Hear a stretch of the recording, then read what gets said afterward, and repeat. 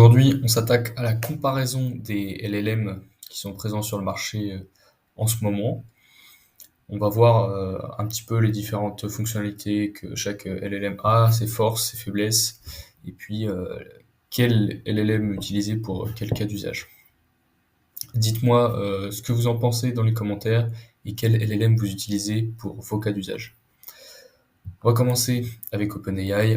Donc je vais traiter déjà 4 fournisseurs LLM providers, donc OpenAI, Anthropic, Google et Mistral. Il y en a d'autres, il y a DeepSeek, les modèles chinois avec Qwen et Alibaba. On pourrait aussi citer Llama, mais j'ai décidé de me concentrer sur cela pour l'instant. Ok, donc rapidement, les modèles d'OpenAI, on a GPT-4o qui va être le modèle le plus performant si on ne compte pas O1, et on a le modèle O3 aussi, mais ici je vais rester sur les modèles les plus utilisés, on va dire. On a une context window de 128 000 tokens, donc ce qui est raisonnable. Il a des très bonnes capacités de codage, il est très polyvalent et il a une bonne créativité. On a la version aussi mini, donc, qui va être parfaite pour des tâches plus simples, qui a la même context window et qui est beaucoup plus abordable. Au niveau d'Anthropic, ils ont sorti Claude 3.7 Sonnet il y a pas longtemps, peut-être une semaine, avec une context window de 200 000 tokens. Il a des capacités de codage hors normes, vraiment. On peut nuancer ça avec le fait qu'il n'y a pas vraiment d'entrée multimodale, il ne peut pas prendre d'image en entrée, il va juste prendre du texte. Donc ça peut être quelque chose, un frein pour différentes utilisations. Par contre, il a une très bonne créativité, il a un raisonnement avancé qui est très poussé, qui donne des résultats très impressionnants. Et ce qu'on a aussi avec Claude et Anthropic, c'est qu'on a une sécurité et une éthique derrière le LLM. On passe à Gemini. Déjà, ce qu'on peut dire par rapport à Anthropic et la sécurité et l'éthique, c'est qu'on est directement avec Google, donc c'est un petit peu moins mis en avant, on va dire. Mais ils ont sorti leur dernier modèle Gemini 2.0 Flash très récemment aussi, avec un context window de 1 million de tokens, donc tout comme son prédécesseur. 1 million, c'est énorme, on peut lui faire traiter une vidéo de 2 heures sans souci. Et d'ailleurs, ça rejoint ça, la capacité multimodale, c'est le meilleur du marché. Il est complètement polyvalent. Il peut prendre en entrée du texte, des images, de l'audio, de la vidéo.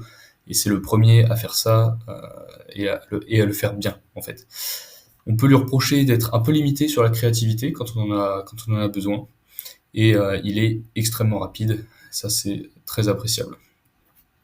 Si on passe sur Mistral AI, ils ont fait pas mal de mises à jour aussi sur les dernières semaines.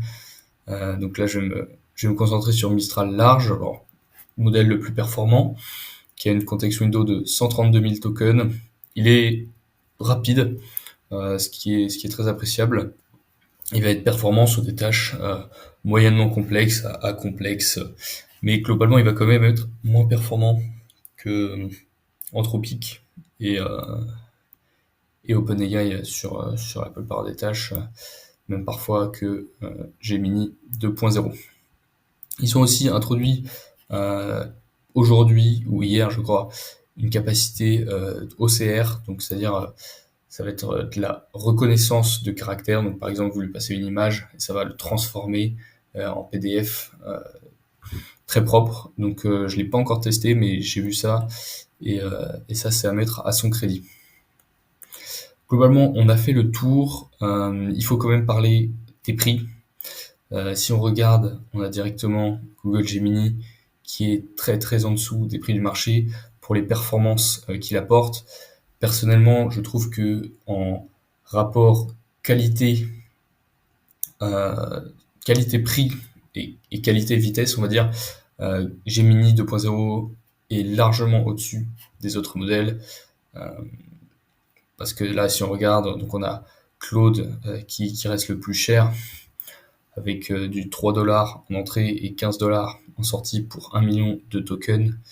Ici, c'est un petit peu moins cher au niveau de GPT-4o. On a un modèle bien plus abordable avec GPT-4o mini, ce qui est assez appréciable, mais Gemini reste quand même imbattable au niveau des prix. Et ça, c'est quelque chose qui fait la différence, notamment quand on va scaler des agents, des applications, etc. On va commencer à avoir beaucoup de trafic, beaucoup de tokens. C'est quand même vraiment pas la même chose. On va passer au cas d'utilisation. J'en ai ciblé 3. Si vous voulez coder, il n'y a pas photo. Je vous recommande les yeux fermés. Claude 3.7 Sonnet, le nouveau modèle d'Anthropic. Pour le code, c'est littéralement un monstre. Je l'ai utilisé sur différentes choses avec des applications comme Bolt.diy et surtout avec Copilot dans VS Code. C'est incroyable, c'est vraiment le meilleur. Pour l'instant, il n'y en a aucun qui le bat. Et sachant que Claude 3.5 Sonnet était déjà considéré, on va dire, comme le meilleur là-dessus. Là, ils ont encore amélioré les capacités, pardon. On va partir sur les agents IA. Alors là, sincèrement, ça va dépendre du cas d'utilisation, ça va dépendre de la complexité de l'agent. Plus l'agent est complexe, plus un modèle complexe, plus large va être requis. Donc comme GPT-4o, comme Claude 3.7 Sonnet. Sur maintenant mes agents IA, globalement j'essaye quand même d'implémenter, de les construire avec Gemini 2.0, parce que comme je le disais, dès qu'on veut scaler, dès qu'on va avoir beaucoup de trafic, le prix fait toute la différence. Mais si on veut vraiment des performances optimales, il faut se tourner vers des modèles qui vont être plus fiables, donc comme Claude 3.7 Sonnet ou GPT-4o. Et au niveau de l'application SaaS, donc quand je dis SaaS, c'est tout ce qui va être SaaS avec des capacités d'intelligence artificielle, donc de génération, de recommandations, etc. Il y a beaucoup de SaaS qui explosent avec ces capacités d'intelligence artificielle incluses dedans.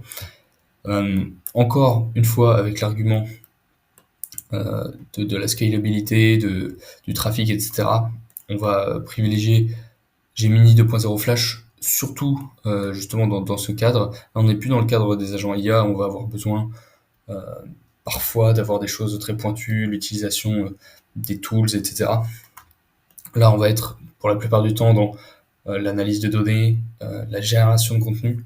Et donc, ici, Gemini 2.0 Flash va faire complètement le travail sans souci. Et en fait, en utilisant GPT-4o ou Claude 3.5 Sonnet ou même Mistral, vous n'allez pas voir la différence au niveau des performances, ou alors très très légèrement. Par contre, vous allez voir une grosse différence au niveau des prix, et ça compte. Voilà, on a fait le tour globalement de la vidéo.